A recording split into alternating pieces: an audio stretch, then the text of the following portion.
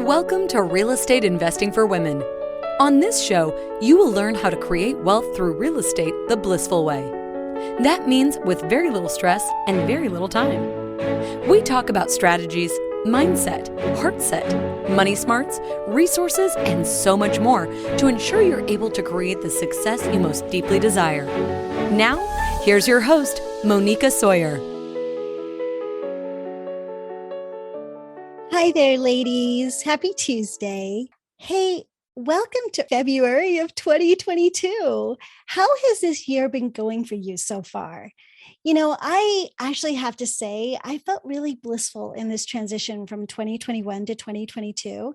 I feel like there's been kind of this real slow roll into the new year. Normally, the new year feels really frenzied to me. There's a lot of that masculine go-getter energy that we get. And I love the go-getter energy. That's not a criticism, but it feels a bit spastic and forced in the new year. It's like there's a random date that people feel now they've suddenly got to get all these New Year's resolutions and do all this new stuff.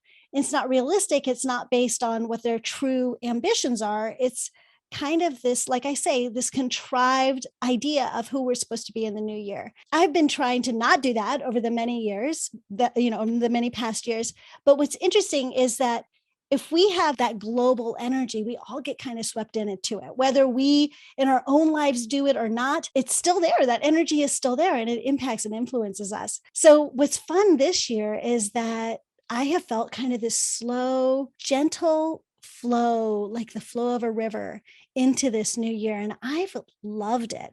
Surprisingly, I feel like I've been more productive in January of this year than ever before because it feels so natural, like it's where I'm supposed to be.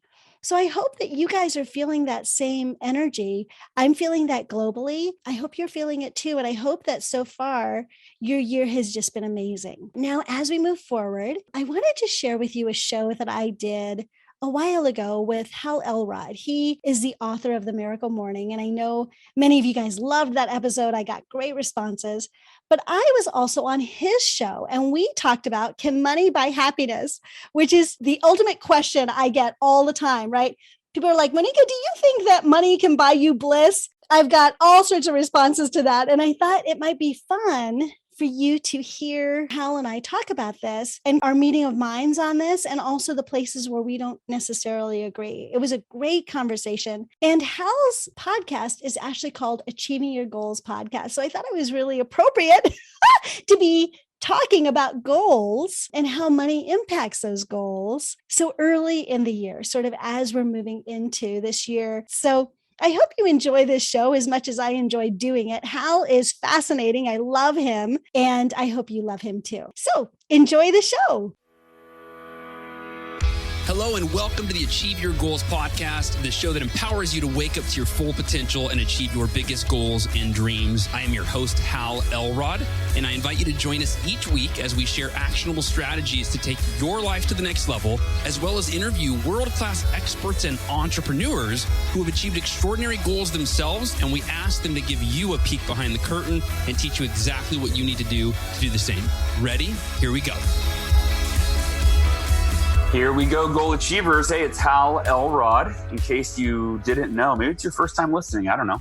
But welcome to the Achieve Your Goals podcast. And in the Achieve Your Goals podcast, we interview successful individuals, and success and successful are two words that are loaded words. And so I really want you to define what success is for you.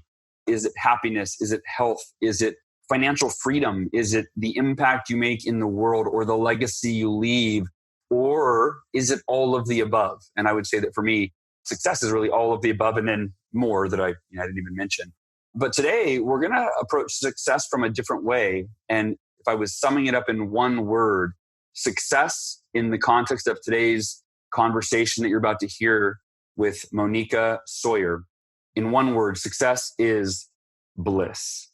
And Moneeka Sawyer is often described as one of the most blissful people you will ever meet. Now, she is a real estate investor. That is her profession. That's her trade. She's been doing that for over 20 years. And she's been through, in the last 20 years, as you can imagine, if you've paid attention to the real estate market, I know mine, when it crashed in 2008, which was 11 years ago. That was like my lowest point in my life, where the miracle morning was born from that adversity. But she's seen it all, right? She's been through all the different cycles of the market, and she turned $10,000 that she started with into over $2 million, and working. I think it's part of the bliss for her. It's just working only 5 to 10 hours per month with very little stress. And I always say, we'll talk more about this, but I always say that in life, you can be stressed out or you can be blissed out. I say that from stage all the time. And I also say that it has nothing to do, or very little to do, with what's going on around you, and everything to do with what's going on inside of you. And while Moneeka was building her multi-million-dollar business, she has traveled to over 55 countries.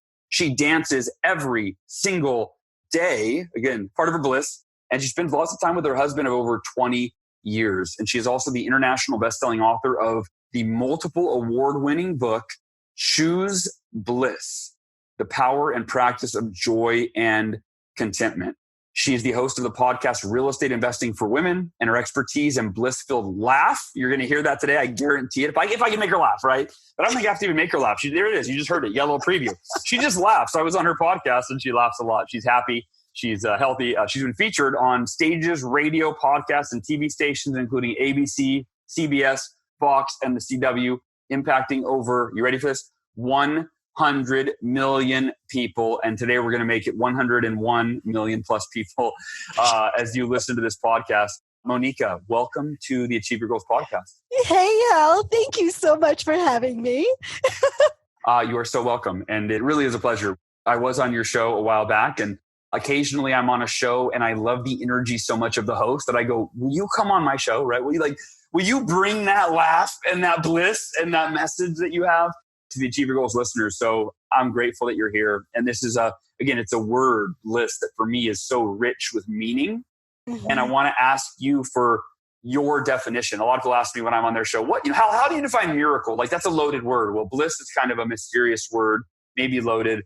What is bliss as you define it, Moneeka? Yeah. So thank you for asking that question. So bliss is not just being happy.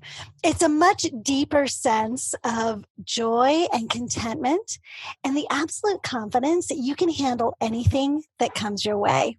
Mm-hmm. So it's really all about emotional mastery and emotional resilience.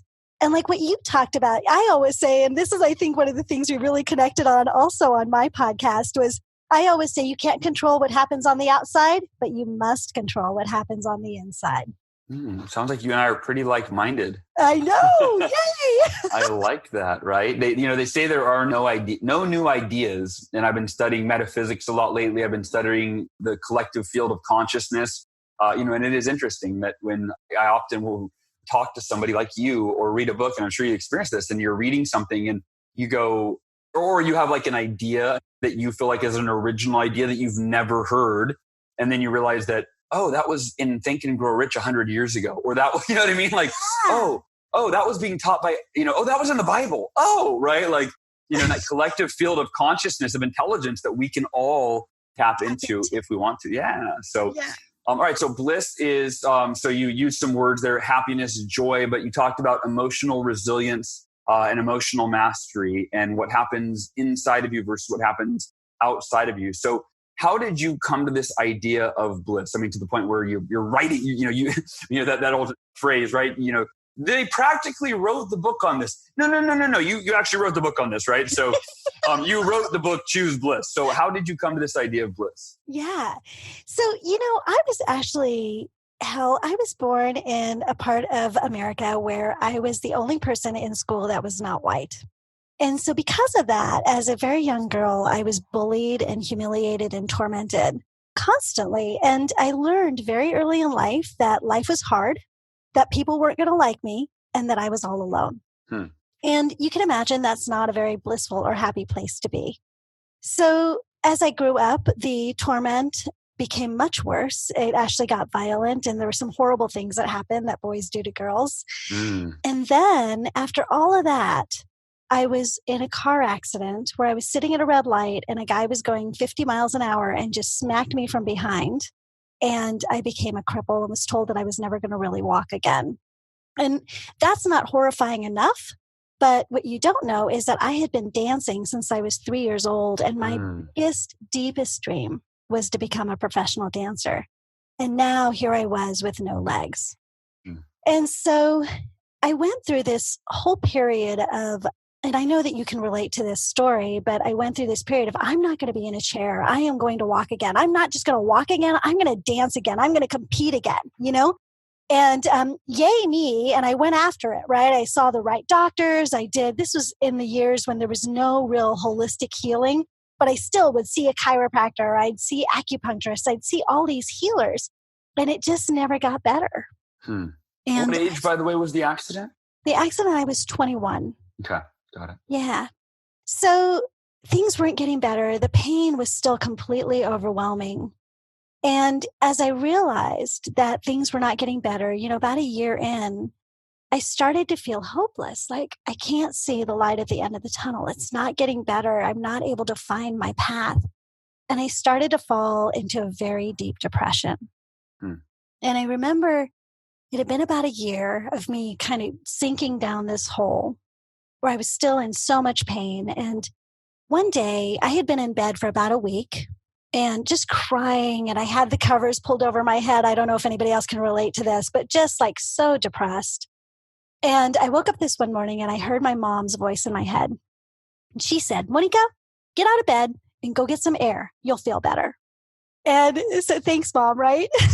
Yeah. So I pushed the covers off my head and I swung my legs around to get out of bed. And then as I tried to stand up, I fell to the ground because my legs were too weak to hold me. And I just sat there on the ground. I pushed myself up against my bed and I just cried. And in that moment, I prayed. And I said, God, it's like it never gets better. It just keeps getting worse and I can't keep going this way. So have mercy on me. Either take me home or teach me how to live. And about an hour later, a girlfriend who I hadn't heard from for over 2 years randomly called. And I say that she was the answer to my prayer to God. She asked me how I was doing and turned me on to a coach named Ted. And I think Ted saved my life. As we started chatting, he reminded me of my tenacity and my strength. He reminded me of my constant search for happiness and all the things that I had learned.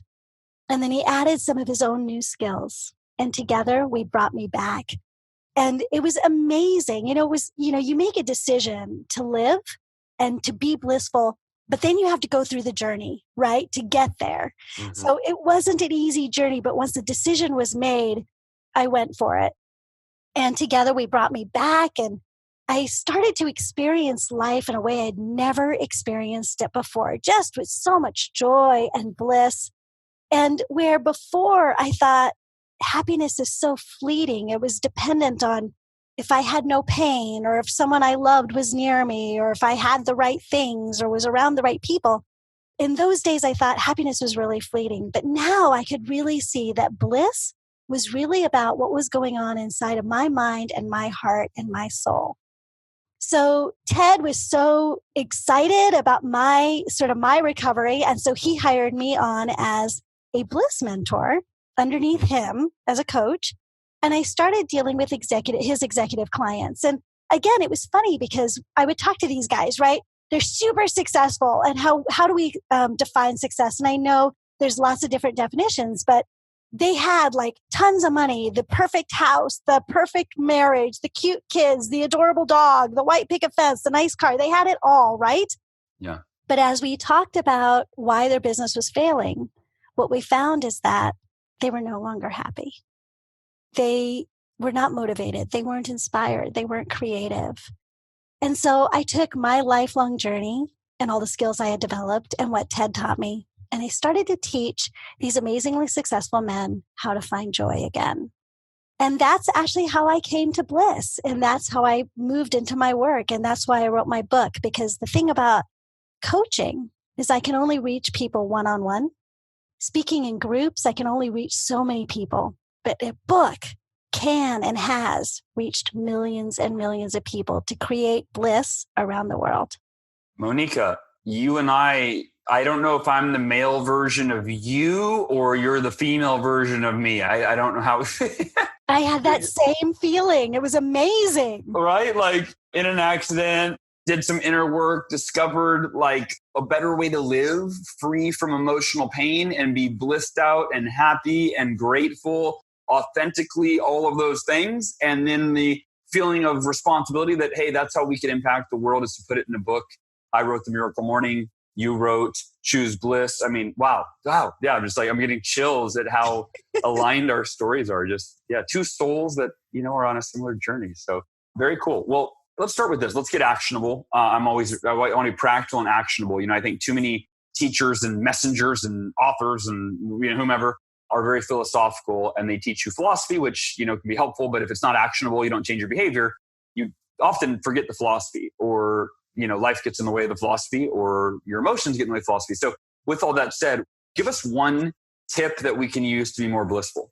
Absolutely. This is my favorite tip to give people because it's actionable and usable right now, even as you're sitting with me, right? Maybe you're driving in a car, right?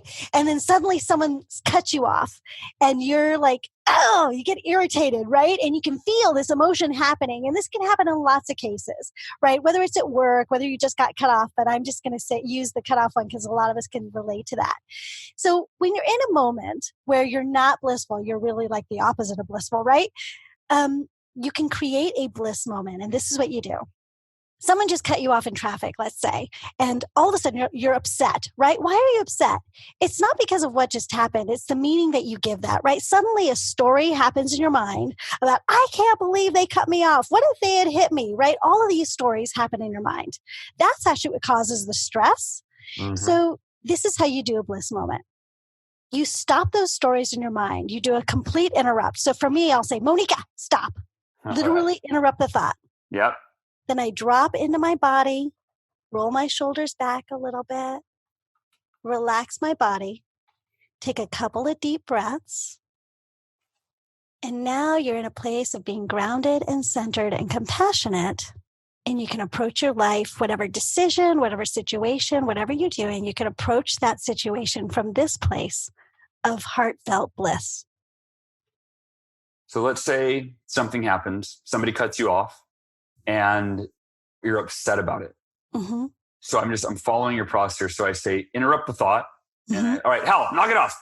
Right? This is not productive. You're being upset's not going to fix it. So there's no point in being upset, right? Uh-huh. Take that deep breath and get centered in the body. What if the mind is not obeying, right? Because one thing is we're programmed. I mean, you can study at a neurological level that there's pathways in the brain, and that our brain fires off the same way it fired off last time somebody cut us off in traffic. We keep kind of living our life on repeat. So I guess my question is, if somebody does that and they interrupt the pattern, they interrupt their own pattern, they get into the body and get centered through breath and relaxing the shoulders, but they still feel that emotion coming up. Is there any self-talk? Is there more physical work? Like for me, what you're saying is you're preaching to the choir, but I'm thinking, right, for somebody listening, that's like, that sounds easier said than done. That's kind of what I'm thinking, right? So what would you say to that person, and how would they implement this? Yeah. So first of all, yes, it is hard because we are hardwired to act a different way. And so it may not work the first time. Mm. So the first thing that I'll say to you is keep practicing, because practice will make perfect. It may not help the first time, but once you practice it 10 times, you will start to see it, maybe not even 10, maybe 1 or 2 or 3, right? And you'll start to see, oh, it is having an impact. So the very first thing is understand that this, if it was easy, everybody would be blissful. Yeah, right? Yeah. We have to actually focus on this and make it a priority. And it's not always easy. Anything worth having, sometimes you have to work for, right? Yeah. So absolutely. It's okay if it doesn't work the first time. Here are some things. First of all, don't beat yourself up because it didn't work. Like, just know, okay, I need to get better at this, and you practice it again next time. And you can turn this into a game. Start looking for those moments that you can utilize this technique so you can practice it so that it starts to build the neural pathways in your brain of how you react, right? So you can okay, now I'm upset about that. And here's another natural thing that people are like, I'm upset and I deserve to be upset. That was wrong. Yeah. Right? And you're right. You do have a right to be upset. And how does that make you feel? How does that make you perform? And is that what you really want in your life? Even if you have a right to it. Yeah. Is it useful? Right? Is it useful? Is it going to make you serve blissful? Yeah. Yeah. And I want to follow up on that. So the context, the way that we teach a really similar lesson, and truth is truth, right? Which is, especially if you've been through what you and I've been through, and, the car accident, being told you're not going to walk again, like either you let that destroy you, right? Emotionally, you become the victim, or you rise above it and you learn how to manage your emotions in such a way that adversities, they don't deter you in a major way. So for me, I teach what I call the 5-minute rule, which says it's okay to be negative when something goes unexpected or, not according to plan, or it's painful or difficult. Set your timer on your phone for 5 minutes. You get 5 minutes to bitch, moan, complain, cry, vent, punch a wall. And then after 5 minutes, you take a deep, and I basically kind of say the same thing, get into your body, take a deep breath. You say 3 really liberating words, which are can't change it. And it's not that you can't change the future. It's that you can't change the past, right? If it already happened, you can't change it. And so when I learned this, I was 19. It was in my sales training. And my thought, and I shared this with audiences, because I go, look, raise your hand if you think 5 minutes is not quite long enough. Like you need at least a 5-hour rule, maybe a 5 days to be pissed off. And everybody raises, they're like, no, a lot of hands go up, right? They're like, yeah, it's like, come on, 5 minutes. I'm just starting to get upset at 5 minutes, right? I'm barely scratching this. I'm just getting riled up. Yeah. My face isn't even as red as it's going to be in about, 10 more minutes, right? But that's the thing is, so when I learned this, I thought 5 minutes isn't enough and I need longer. And sure enough, the first time I had a customer cancel an order that I was like, it was my biggest order of the week. It was the last day. It helped me hit my goal. And now I failed my goal because I lost the order. And I set the timer for 5 minutes. The timer went off 5 minutes later. And I go, and this was, like a week into my sales career. And I'm so mad. And the timer goes off and I go, and I'm ready to throw the phone, I'm still mad. Just because 5 minutes went by, I'm still upset. But after I practiced this for, and it was probably a few days in, it was maybe after a week, I don't remember the exact day, but here's what happened is it creates what you're talking about, Moneeka. This is conscious awareness.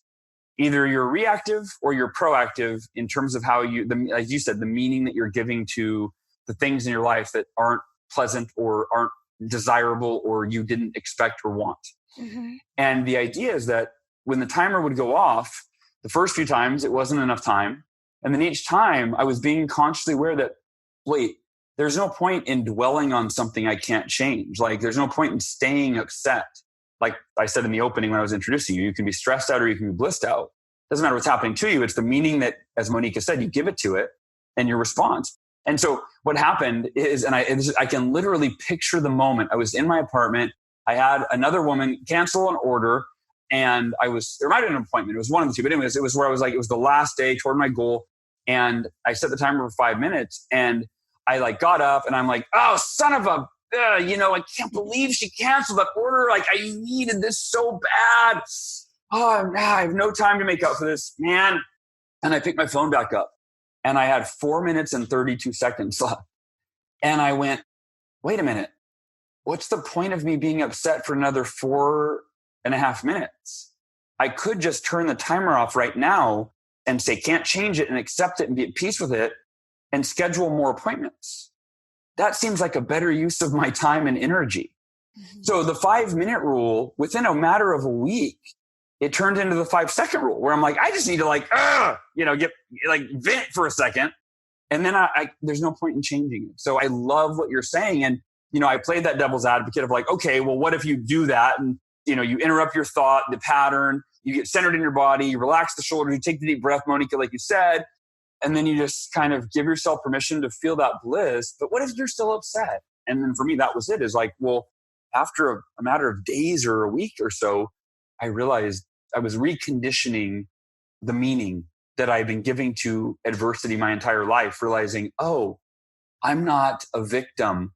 It's not a life sentence that whenever something that happens that I didn't want to happen, I have to be upset about it, until I forget about it. I think that's most people, right? Like anytime they think about something that makes them upset, they just get upset, whether it happened 5 days or 5 months or 5 decades ago.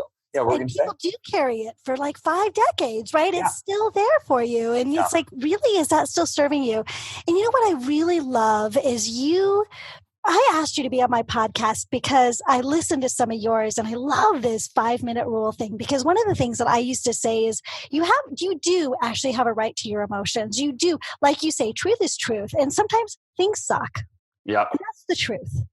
And so what I would say is give yourself a time limit when you get to honor your feelings, and you get to really honor them and live them and be them. And then commit to yourself that you will turn it off and commit to your own happiness again in order to move forward. And so for me, I kind of left it for people to kind of look inside at what that time limit is, right? Whether it's a day, it's an hour, it's a couple of days. If someone dies, maybe you want a month, right? But I love the way you took it from this kind of pick to try this, just do this. Because if something really horrible happens, you may still be there for a while. You may still be there for a month, right? Sure. But if your intention is to only be there for 5 minutes, you're so much more likely to succeed at getting back to bliss than if you will not have that intention to get back there and in a timely fashion. Yeah. Well, and the thing is, you might as well choose bliss in the midst of your adversity. That's the difference, is people think it's mutually exclusive. Like, I feel bad because bad things happen. Mm-hmm. No, you feel bad because you're not willing to give yourself the gift of acceptance and being at peace with the quote unquote bad thing that happened. Absolutely. Where you talk about can't change it. Yeah. The motto that I have used is I am at complete peace with exactly how my life is today. Yeah. And so that's always my motto is Beautiful. I'm at peace with I'm at peace with how my life is today. Exactly how my life is today. Yeah. I love that. So now I know something that you talk about is that you believe wealth is crucial to bliss. And I believe the same thing. Or I won't say it's crucial, but I believe it's important. I think you actually used the word important. I think I just switched to the word crucial there. But you believe wealth is important to bliss. I do as well. I'd love to hear why you think that is. It has actually been scientifically proven that people that struggle with money are not happy. And now, what it has also been statistically proven is that once we can pay the bills and we're comfortable, we tend to be more happy. But I think what happens in the world now, especially in our business world, so many people are out there with a real message. They're just not out there to make money. They're out there to, and I'm sure that this is true with many of your listeners, they're out there to actually change something, do something important, right? And the honest truth is, it's hard to do things that are important if you're broke. Yeah. You need to have wealth supporting you, creating your foundation, taking care of you. So it's not taking up your mind real estate, so that your mind real estate can be focused on your passion, the things that you want to do in the world, your message. And the more wealth you have, the more good you can do. So to the point where you're paying the bills and surviving, it's going to actually affect your actual happiness and your actual bliss. Creating more wealth does help to support you in creating more bliss in your own life, because it allows you to be authentically who you want to be in the world in the biggest way possible. Yeah, I've heard one of my mentors used to say that money is not the root of all evil, and it doesn't make you a bad person. It makes you more of what you are. It's the grand amplifier. So if you are a good person, money is a tool for you to do more good in the world. And if you're a jerk, money is a tool for you to be a bigger jerk, right? Right. And you know, that's why I focus so much on bliss, because I want people to experience bliss through that journey. So who they become as they're building wealth is who they get to be when they're wealthy. And that's who they amplify in the world.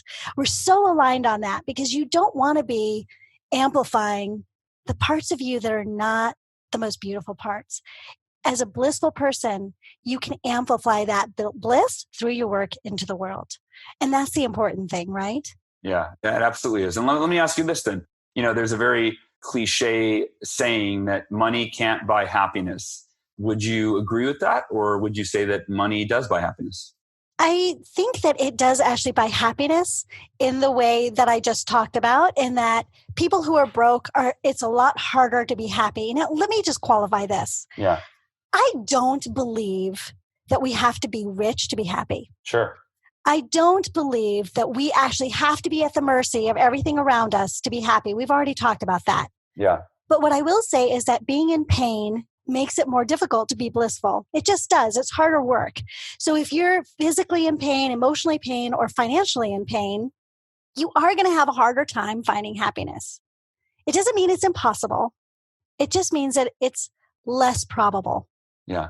You put it out there, which is like studies show it's proven. And here's just one context of many, but what is the number one cause of divorce? It's money problems. It's money problems. Absolutely. It's couples fighting over. So it's the stress that not being able to put food on the table or put the roof over your head or pay your bills, the stress that causes. And then in the context of a marriage, right, it breaks up the marriage. Mm-hmm. And and so like, I like that you said that. You're not saying that you need to be rich, but it's being able to provide for yourself and the necessities of life. And that's, by the way, the beauty of it is if you want to live off the land, you actually might not need any money. So it's true. almost like you could say it's resources that you need, right? You need resources to support your lifestyle. And for most of us, money is one of those resources, right? Absolutely. So, I mean, if you live off the land and you hunt your food and you live in a hut and you don't have any property taxes, like, well, then you don't actually need money, but you do need resources, right? And it's also, what about your future? Like if you live off the land, but you don't want your children to have to live off the land, you want to send them to college. Yeah. Right? Then money becomes important again, right? I don't know whether it's fortunate or unfortunate, but money is our transactional way of creating life. And it creates our future. It creates our possibilities. And so having it at your disposal gives you more options, more possibilities, more opportunities. It does. All of those things. Freedoms, the freedom to do what you want with the money that you have. One of my best friends and my business partner, John Berghoff, he's wise beyond his years. He's younger than I am. And he was like in his 20s when he said money conversation. He said, money is just energy. Mm-hmm. Money is just energy. And he said, if you want to put that energy toward providing water for people that don't have water, that's what money allows you to do, or food for people that don't have food and that don't have the means to earn their own food because of maybe the culture that they live in, where it's not a capitalistic culture and they can't go out there and earn their own money and their hands are tied and they're, you know what I mean? So because, you're right. Whether it's good or bad, right or wrong, I have mixed opinions really on capitalism in some ways, because just the idea that, anyway, it's another conversation. I have part of me is like, we should get further and further and further back and regress to primal times where we are living off the land and we're not, competing for, who has the biggest car or right, all of those things. I'm a big fan of, like I might write a book someday called Prehistoric Parenting, getting back to what works, something like that. But anyway, the point is, the reality is that the culture that we do live in, if somebody's sick, they have bills. And if you have money, in fact, I have a friend right now who she's a single mom and she has cancer. And I mean, it's so sad. She was a teacher and the school let her go because her appearance, she had lost all her hair and she's lost a lot of weight. The parents were afraid of saying their kids were afraid of her. Oh my gosh. Can you imagine? I mean, she's like the sweetest, most selfless human being on the planet who has dedicated her life to being an underpaid teacher. And she was trying to teach between her chemo treatments and they had to let her go because the parents were frightened by her appearance. Oh my gosh. But anyway, the point is her hospital bills and her bills are like $12,000 a month and she can't support herself and she has no help. So I'm paying her bills right now. And so it's like, is money bad? Is money the root of all evil? Or does it allow you to help people who are in need and need that help and that support? Anyway, so I think we belabored that point, but I think money is I read a great book years ago called The Soul of Money. And it talked a lot about that, right? But there's the idea that, money's not bad. It's what you do with it. It can be, one of the most beautiful things in the world. And right? Again, it's what meaning are you giving to it? There you go. Yeah. Right? You have control over that. Yeah, absolutely. So we haven't even talked about this. Let's at least mention it. What is your book, Choose Bliss, about? We have a general idea, but I'd love to hear your how do you explain it? What is your book, Choose Bliss, about, and where's the best place to get it? So I was an executive coach for over a decade, and I tried a lot of different strategies. So there were strategies that worked really well for me, and there were strategies that worked for every one of my clients. I compiled all of those strategies into my book, Choose Bliss. And guess what the first one is? Create your morning routine. I was going to say, it's got to be the morning ritual. Yeah. It is. It was the morning routine. Another way that we're totally aligned. Yeah. So that's really what Choose Bliss is. So it's written as my story. So you really get to know who I am and where I'm coming from. Just like my book. Jeez, Moneeka, we're like so like. I know. And then there's a lot of really good actionable strategies because I'm like you. Theory is awesome. It doesn't get the job done. You need to get the job done. Bliss is about taking action. And so that's what the book is about. I love it. Is it safe to say that if our listeners, if you love Miracle Morning, you're going to love Choose Bliss? You think it's pretty safe to say? I absolutely think so. I think we're totally aligned. Awesome. Moneeka, well, you're blissful to talk to. You're just, your energy, it comes through in your voice and your laugh. And it's just, you have such a great energy. I'm very sensitive and in tune, I feel like, with people's energy, and yours is blissful. So thank you for doing what you're doing in the world and sharing your bliss with our listeners. Yeah. Thank you for having me. You're so welcome. Well, goal achievers. Before I almost forgot, where can people learn more from you and about you? I know you tell the name of the podcast again, and I don't know if you have a website, or where can people follow and keep up with you? Yeah. So Choose Bliss is available on Amazon. That's the one place. You can go to blissfulinvestor.com to find out more about me and kind of what my philosophy is about wealth. And then the podcast is Real Estate Investing for Women. And I know that it's real estate focused, but it's a very holistic approach to wealth. So we talk about mindset, heart set, and strategies and money smart. So it's the whole picture to creating success. Real estate investing for women. And blissfulinvestor.com, did you say? Yes, blissfulinvestor.com. We'll put all those in the show notes. And goal achievers, I will say this. So I'll give a quick little tangent soapbox for a second. You may have heard me say this before. You may not have, but I am a big believer in passive income. And that's kind of a word that is, can sometimes even be a cringe word where you go, get rich quick and create passive income and blah, blah, blah. No, when I was in the hospital fighting cancer, I had passive income from the 13 books I had written and the 30 some translations of the Miracle Morning. And every single one of those, I got checks all year long, and it literally supported my family.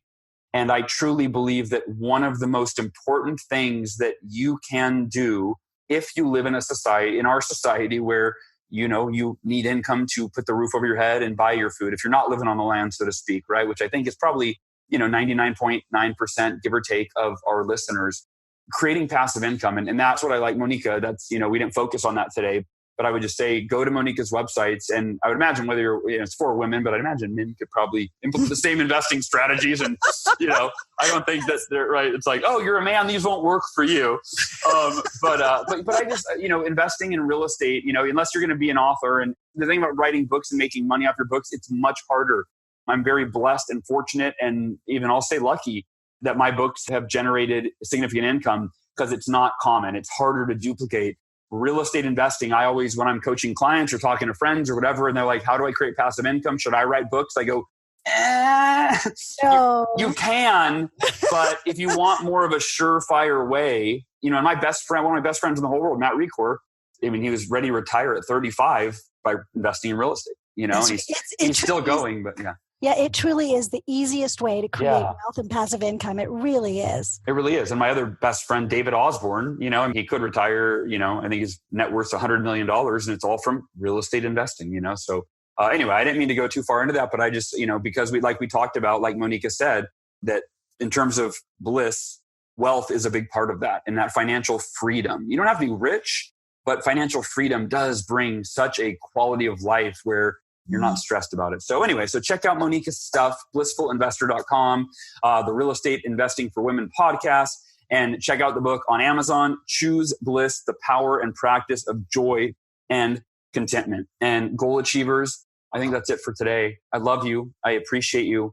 By the way, if you do want to join me in person for 2 to 3 life-changing days, I'm going to start talking more about this because we're getting into the time where it's time to start looking, tickets are on sale now, but the Best Year Ever Blueprint Live experience, you can check that out, bestyeareverlive.com. This is our 6th year, and we have about 350 spots, I think, that are already spoken for, but that means there's about 100 spots available, 100 tickets available. So bestyeareverlive.com, you can check that out. And I would love to spend a few days with you, December 13th through 15th in sunny San Diego, California. So Moneeka, thank you again for being on the show. Thank you so much for having me. This was amazing. Yeah, I really enjoyed our conversation. And goal achievers, I hope you enjoyed it as much as I did. And until next time, go out there and achieve your biggest goals and dreams, because you absolutely deserve nothing less. I love you. I appreciate you. And I will talk to you soon. Everybody take care. Thanks for listening. To learn more about the Achieve Your Goals podcast and to get access to today's show notes, transcript, and exclusive content from Hal Elrod, visit halelrod.com/podcast. Thanks again for joining us. Be sure to tune in next week for another episode of the Achieve Your Goals podcast.